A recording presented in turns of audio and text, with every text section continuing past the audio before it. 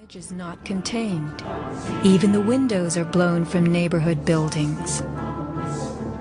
What kind of energy enabled this? Would fire hurl metal and concrete sideways into the air? Here, a 600,000-pound chunk of steel, twice the weight of a Boeing airliner, was flung 400 feet, wedging itself deep into 3 World Financial Center on Vesey Street. A FEMA photographer taking pictures of Ground Zero wondered why so many steel beams were jutting from neighborhood buildings. What shot pieces of the towers all the way across the street?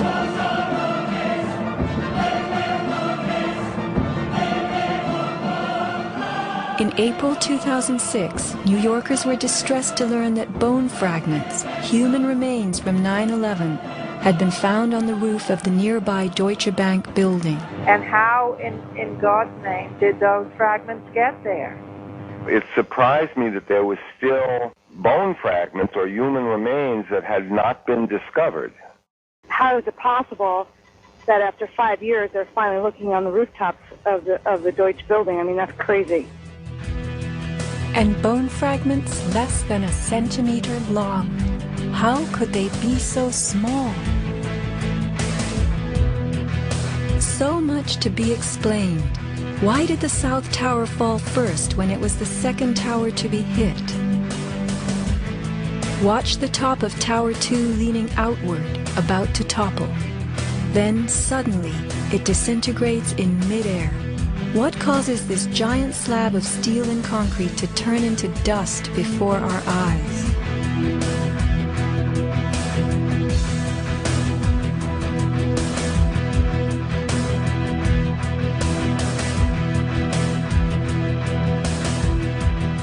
Watch both buildings collapsing straight down, directly into the path of most resistance, which is all the floors and all the mass of the building itself.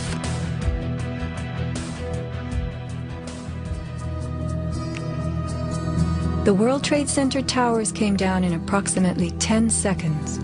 Seismic data from Columbia University puts the North Tower collapse at about 8 seconds and the South Tower at approximately 10.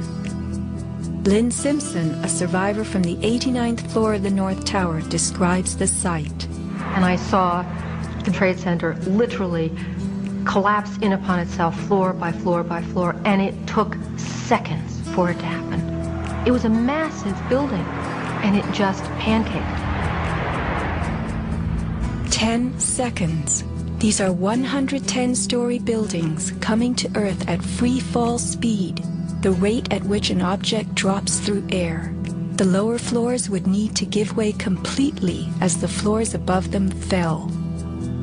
Can a person walk through a closed door as quickly and smoothly as one that is open? A 10-second collapse means the upper floors encountered no resistance from the undamaged floors beneath them.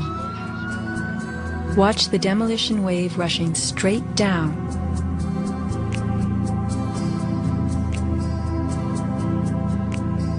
Here the South Tower is half its original height, but wreckage from the upper collapse has not yet fallen this far. We are watching a demolition moving faster than gravity itself, a building bursting into powder from top to bottom.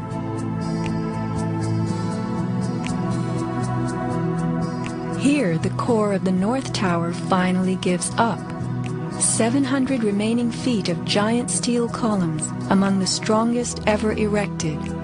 What force acts upon the core to make it all of a sudden disappear?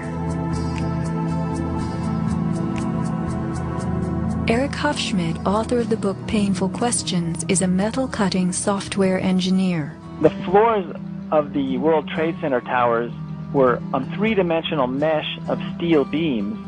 You have to keep in mind now the floor is about an acre in size. There are thousands of joints all over it. In order for the floor to fall down, thousands of joints would have to break simultaneously. And then if you look at the speed at which this came down, less than 10 seconds, you blink your eye and thousands of joints just pop somehow. The only way you can explain that is with explosives. They had to have had explosives placed all over the floors at the primary joints. And then that would explain how all of the joints broke at such a rapid rate.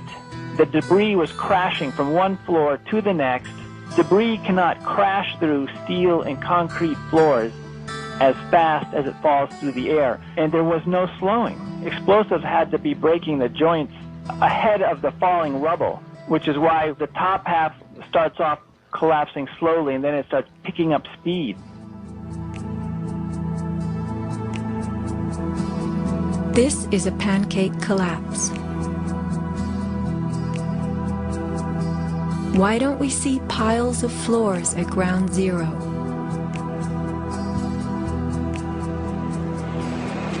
And paper blown everywhere.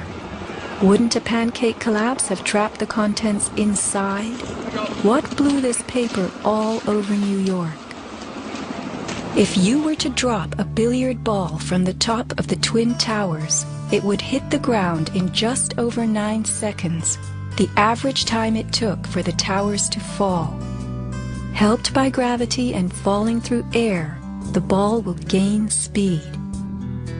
The calculation for a pure pancake collapse of 110 stories, with each floor pulverizing to get out of the way, is 96 seconds.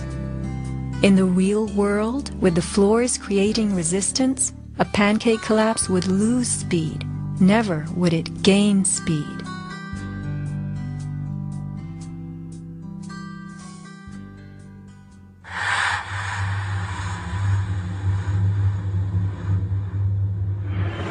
The airplane struck the towers high above the ground. But down in the lobby of the North Tower, marble facing flew off the walls. The windows shattered, all the glass blown out.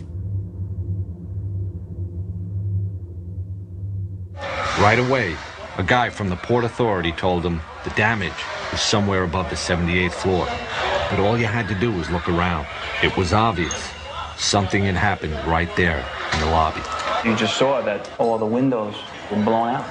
The lobby looked like the plane hit the lobby. Like the plane hit the lobby. What caused so much wreckage in the lobby? William Rodriguez, a maintenance employee at the World Trade Center and the last human being to exit the towers alive, describes a giant blast below his building. And all of a sudden we heard an explosion. It was a huge explosion that came from under my feet, meaning that it came from the sub-levels between B2 and B3. And then there was a huge explosion at the top of the building. You could hear the difference from the bottom and all the way through the top. The one from the top, which was actually seconds after, was heard very far away. The one at the basement was pretty loud, and you felt your actual feet moving with the floor. The tremor that is sent through the floors, that the walls cracked and the false ceiling totally collapsed. And that's when a person named Felipe David came running into our office saying, "Explosion, explosion, explosion." And when I saw him, he has all his skin pulled from under his armpits and missing pieces on his face. An explosion deep down in the tower before the plane crashed 95 floors above. Others lived to report enormous explosions below the towers. Construction worker Philip Morelli was in North Tower's sub-basement 4 at the time of the first plane strike. I go downstairs, the foreman tells me to go to remove the containers. As I'm walking by the main freight car of the building, in the corridor, that's when I got blown. I mean, the impact of the explosion, of whatever happened, it threw me to the floor, and that's when everything started happening. Blown to the floor. Let's hear what happened next. I was racing, I was going towards the bathroom. All of a sudden, I opened the door, I didn't know it was a bathroom, and all of a sudden a big impact happened again.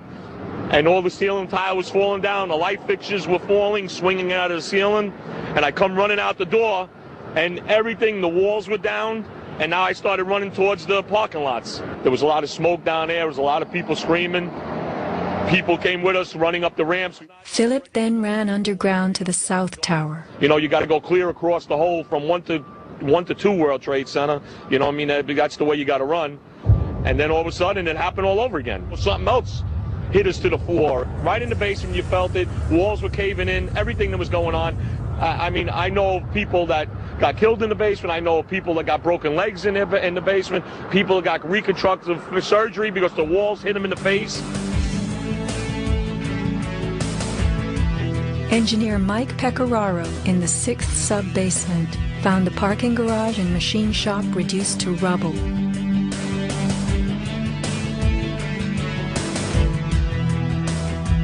Rescue firemen and civilians spoke of hearing explosions throughout the towers. Firefighter Lou Caccioli told People magazine that as he and others evacuated workers, bombs were going off.